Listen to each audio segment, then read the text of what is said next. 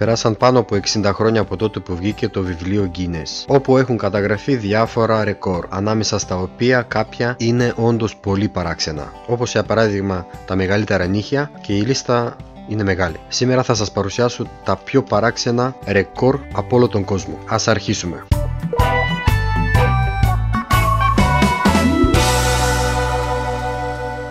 Η μεγαλύτερη γενιάδα στον κόσμο. Πόσο μεγάλη νομίζεις ότι είναι η μεγαλύτερη γενιάδα στον κόσμο? Καλά, 2,5 μέτρα. Την έχει μετρήσει ο Sarwan Sik από την Καναδά. Το ρεκόρ καταγράφηκε 8 Σεπτεμβρίου του 2011.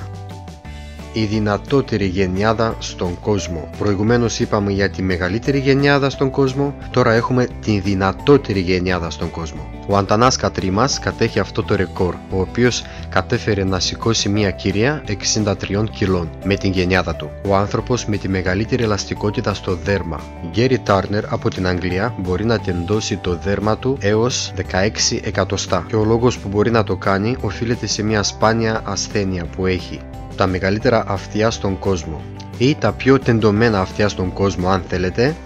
Ο Καλαουέλα Κέιδι κατέχει αυτό το ρεκόρ, όπου ο διάμετρος της τρύπας φτάνει έως 10,5 εκατοστά. Η μεγαλύτερη μύτη στον κόσμο.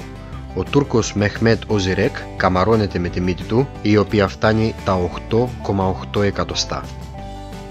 Τα περισσότερα piercing σκουλαρίκια στο σώμα. Έλεν Ντέβιτσον από την Βραζιλία, 8 Ιουνίου του 2016 έγραψε ρεκόρ έχοντας πάνω στο σώμα της 4.225 piercings πάνω στο σώμα της. Έχοντας σπάσει το ρεκόρ, μπήκε στο βιβλίο Guinness ως άνθρωπος με τα περισσότερα piercings στο σώμα. Μεγαλύτερος οφθαλμός στον κόσμο. Η Kim Goodman κατέχει αυτό το ρεκόρ με τη διάμετρος στο αριστερό μάτι του οφθαλμού 1,1 εκατοστά. Τα μακρύτερα πόδια στον κόσμο. Καλά, σε αυτή την περίπτωση τα μακρύτερα πόδια δεν είναι και τα πιο σεξι. Η Σβετλάνα Πανκράτοβα από τη Ρωσία μπορεί να καμαρώνεται με τα μακρύτερα πόδια στον κόσμο, τα οποία φτάνουν τα 132 εκατοστά.